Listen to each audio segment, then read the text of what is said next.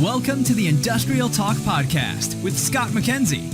Scott is a passionate industry professional dedicated to transferring cutting-edge, industry-focused innovations and trends while highlighting the men and women who keep the world moving.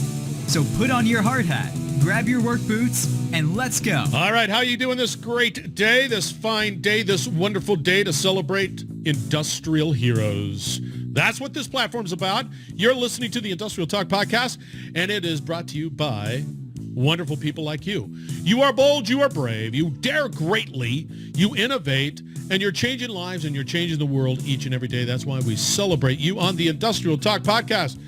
All right, in the hot seat, his name is Gary Chan, and the company is Alfizo, A-L-F-I-Z-O, and we're going to be talking cybersecurity, which nobody likes to talk about. But boy, with this COVID world, it is a must conversation to have. Let's get cracking. Yeah, I just want to let you know that he is smarter than I am. Yeah, and I'm not ashamed to say that because he is smarter than I am.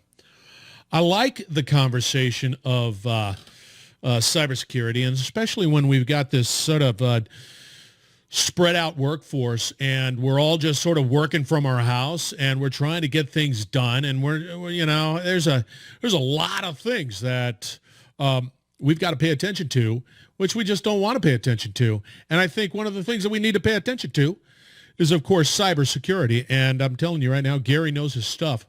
Boy, does he know his stuff.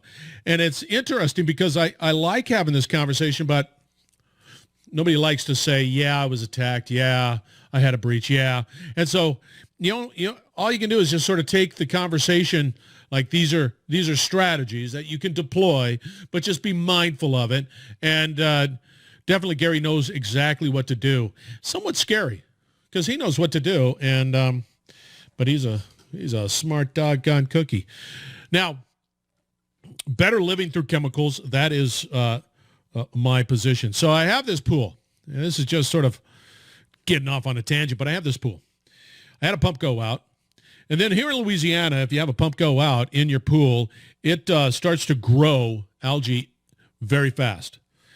And then finally, I get the pump in. We have a hurricane. Still, sort of a mess. So it's green. I was able to find a flocculant that is called, I want to say, Revive. So if you have a pool out there and it's a little green, use this doggone flocculant. So what it does, I've just never seen anything like it. It just takes care of that green stuff. It's amazing. And it just drops down. You vacuum it up. Pool is absolutely clean.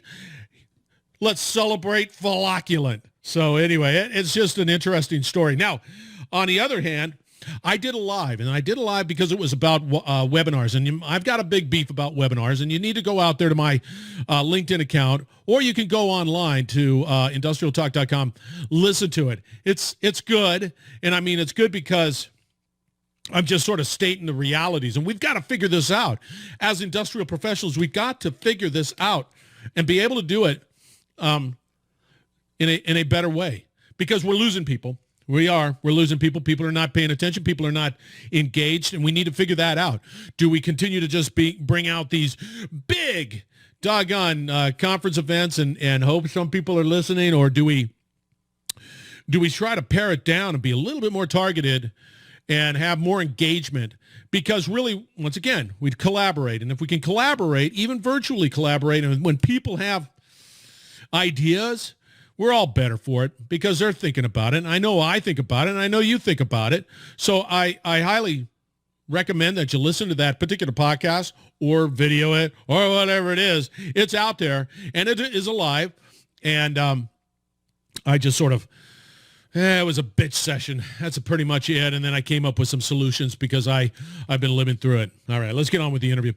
Once again, it's cybersecurity, right? Let's have this conversation. Let's put our big boys and girl pants on, and let's have this conversation. Gary Chan is the gent. The company is Alfizo, A-L-F-I-Z-O, and that's the domain too. I'm surprised that the domain was not taken. That's a joke. Anyway, he does. And boy, I'll tell you, on the form, I'm looking at the form right here. He's quite thorough. And like I said, he's smarter than I am. And I'm okay with that.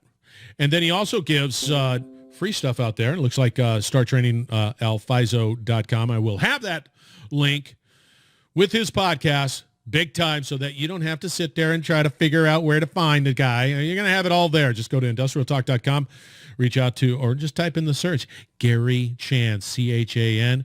You'll find it. You get all the doggone contact information, plus his podcast, plus his video, plus everything else that you can possibly imagine. All right, let's get on with the interview. Enjoy Gary Chan.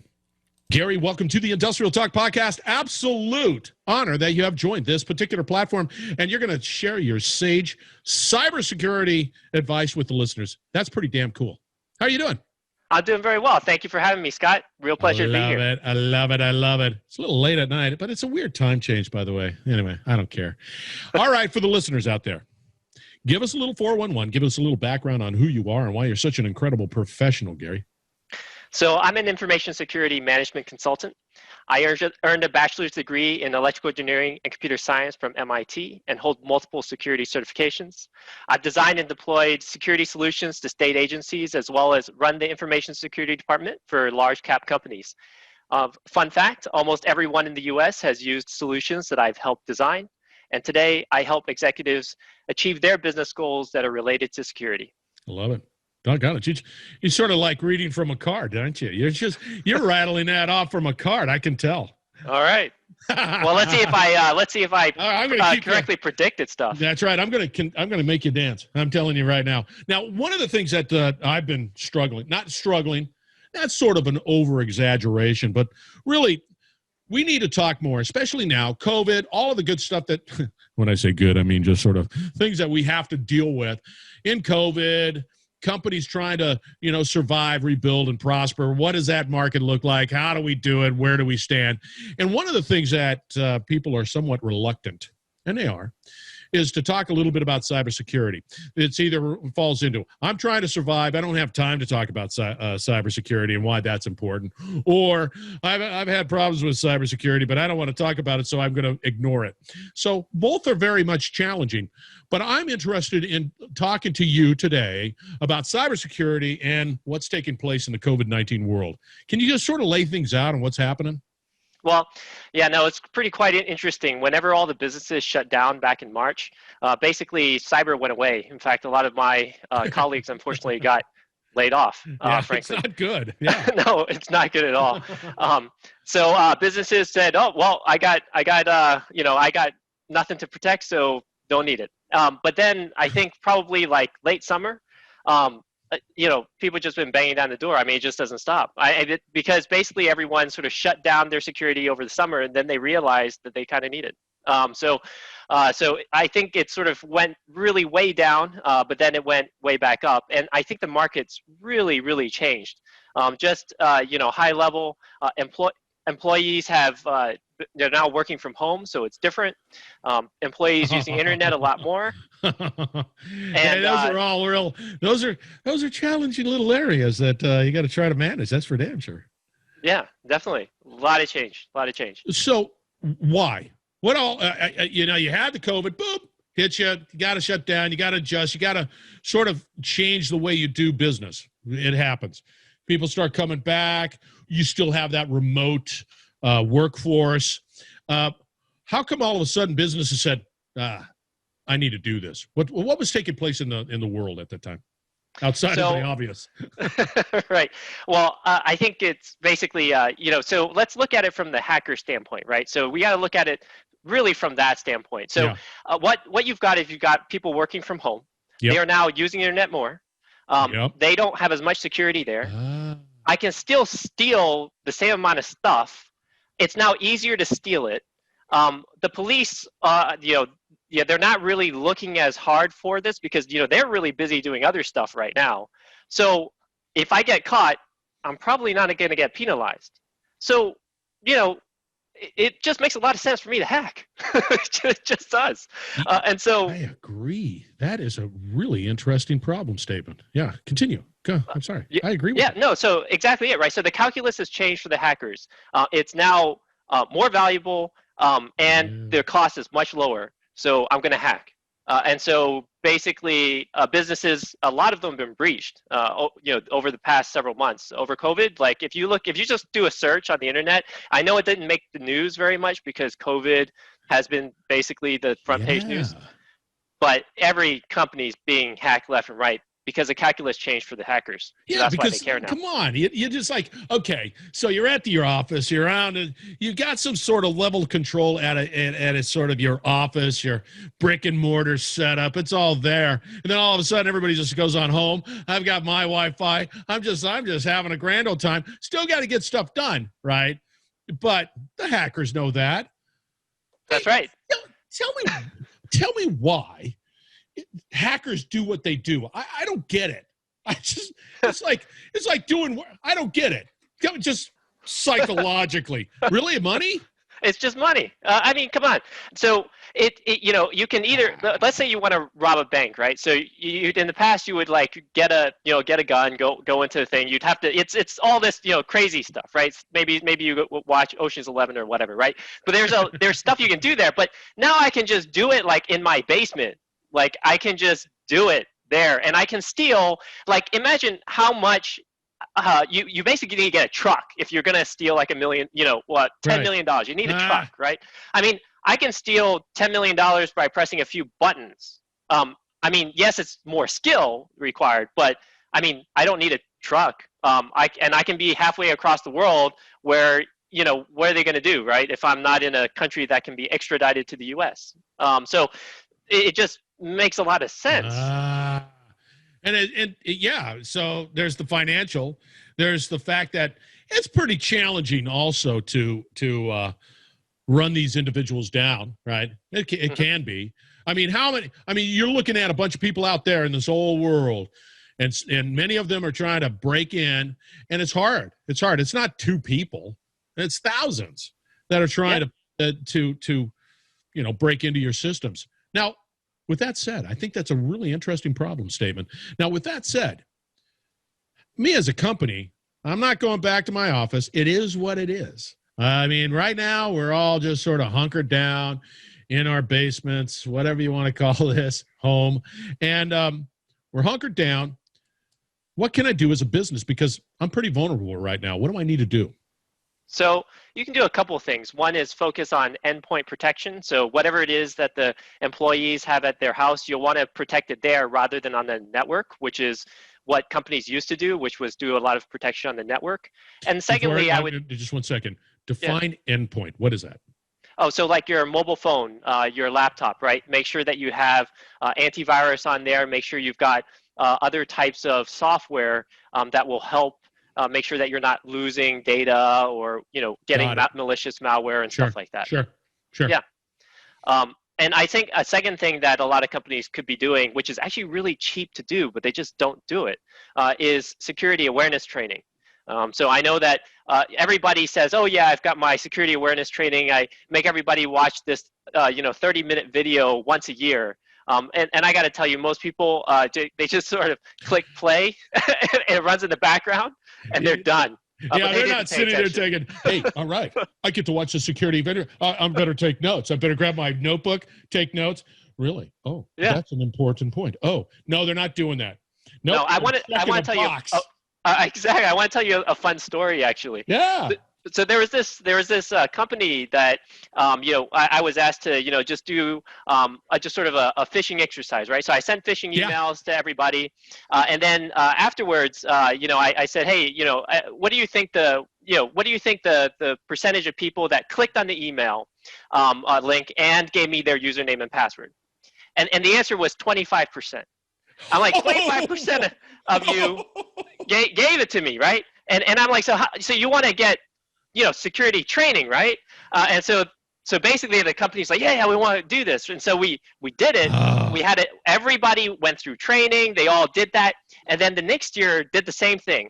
And so I said, okay, look, some of you might be new people, but here's what happened, 25%. You all got training. So how many of you think that you're like way better than you were last year? And like everybody rose their hand. Oh, I'm like, I'm better now. I'm smarter. Yeah. So I'm like, how many you think this year, right? And everybody guessed a lower number. I was like, actually, this year, 50%. No, is that true? Yeah, 50%. I know. No. I was like, because every one of you thought that you were better. So now, like, you weren't. The thing is that I got new tools. I started getting better at phishing people, and everybody basically stayed where they were. And so, it's pretty funny. You can craft stuff like at the World Cup. You can just whatever it is that the COVID stuff. They click on it. Oh, I see it. It's like, hey, that is so. What did the executive think about that? Well, I didn't.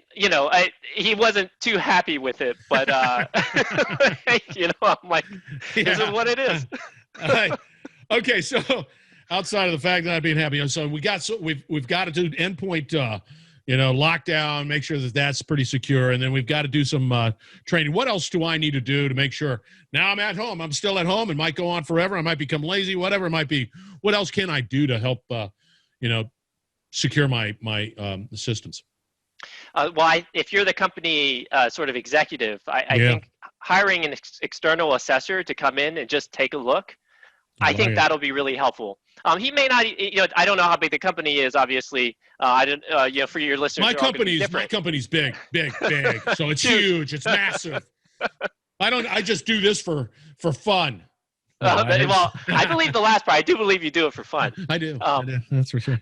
But anyway, you can hire an assessor to go in, take a look, and then that person would probably be able to give you much better, more specific advice based upon your organization size, what your hackers are doing, things like that. It's got to be more challenging. If I like that. Okay, I'm all about collaborating. I'm all about finding the right people to do the right things, and especially now. But as your workforce is all just disconnected, it's all spread around wherever and whatever. That assessing makes it's even more challenging. Correct?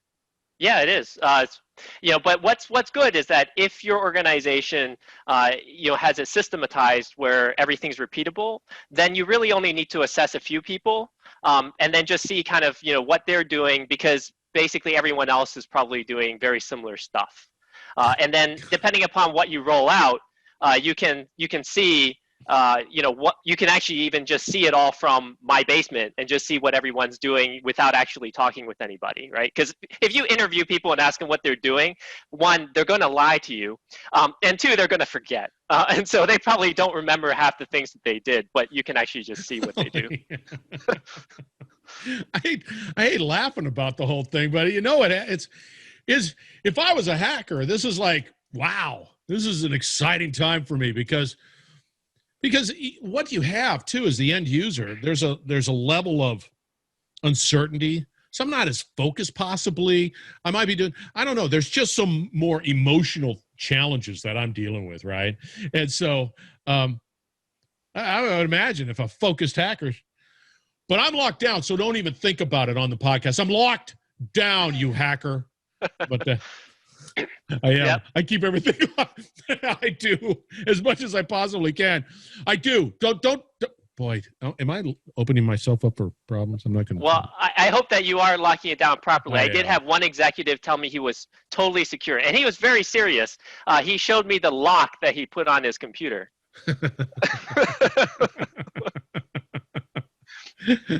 Different type of security. But a different type. Yeah, they're not stealing it.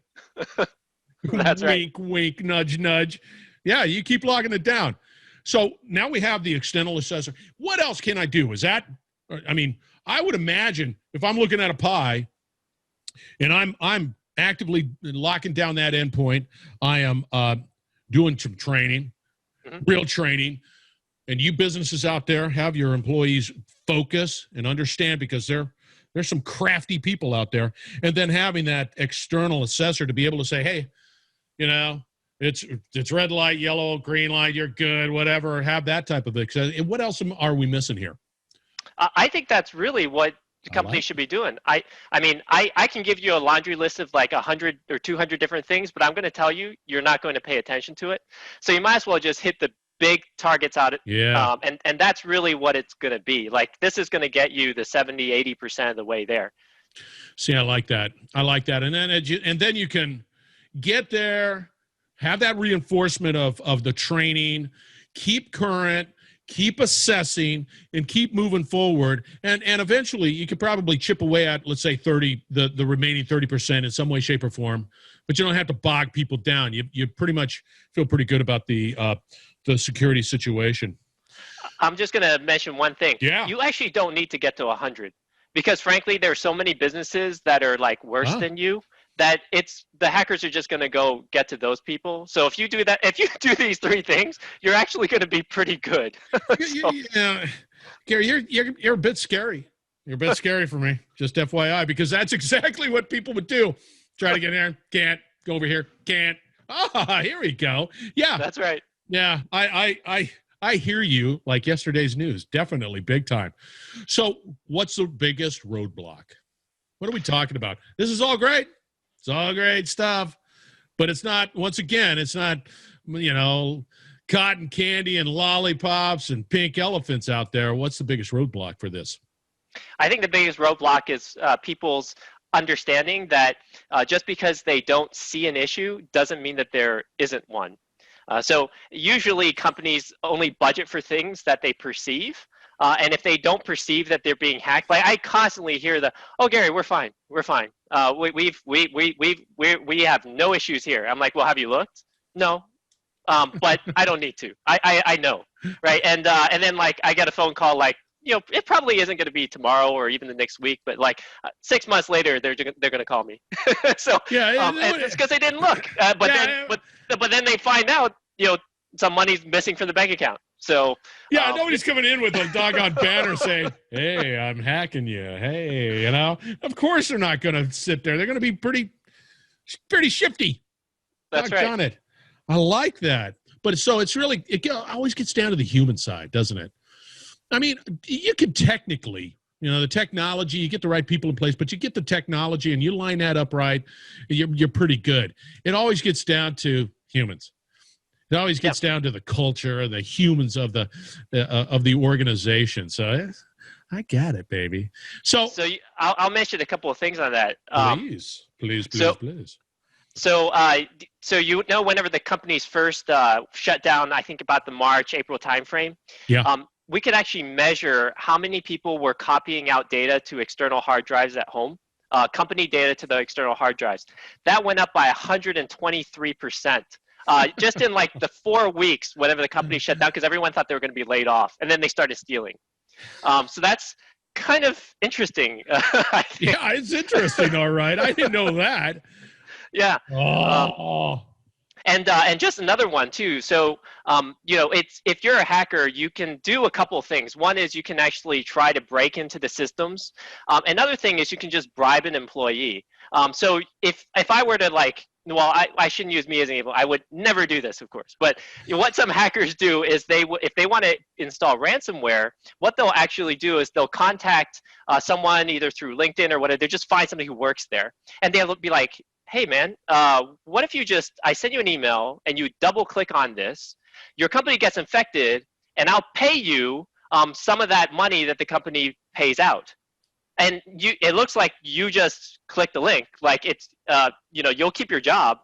Do you know how much they offer for if you're like at a Fortune 500 company, like how much the average offer for you to click on that is?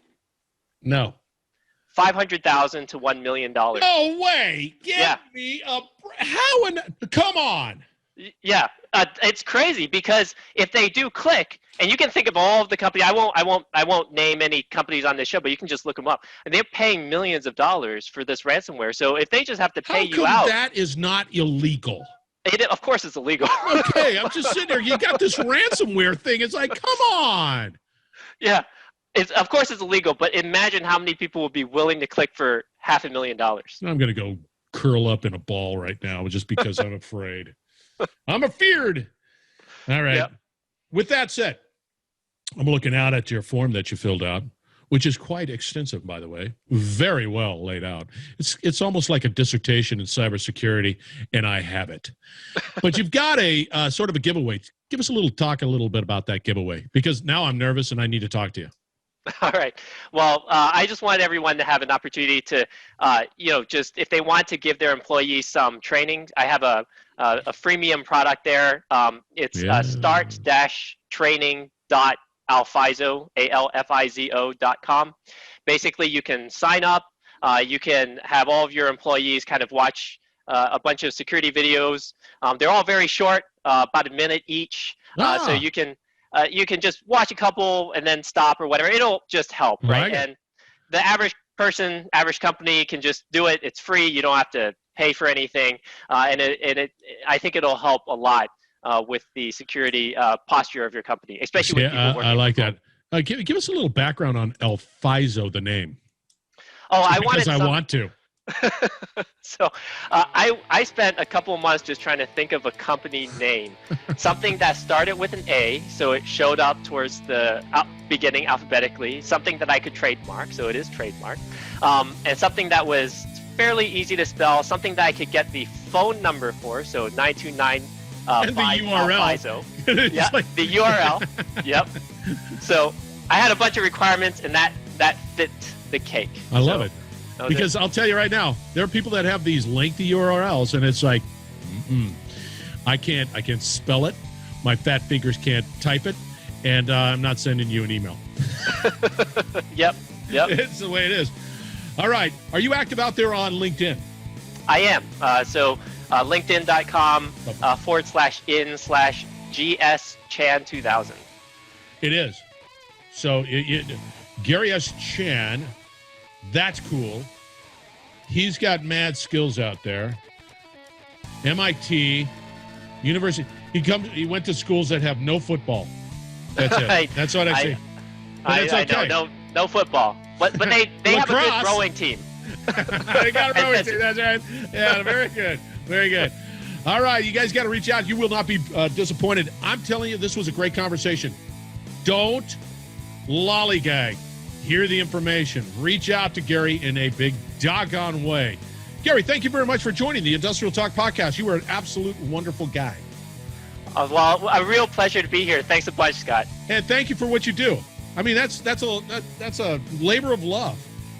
I'm telling you, it's a labor of love. Well, thank you. And I love listening to your podcast. Just the energy on here is fantastic. Thank you. It's energy. All right, listeners, we're going to wrap it up on the other side. You know that. I'm going to have that that link as per Gary's request. You got to do that. Just do it. All right. Stay tuned. We'll be right back. You're listening to the Industrial Talk Podcast Network.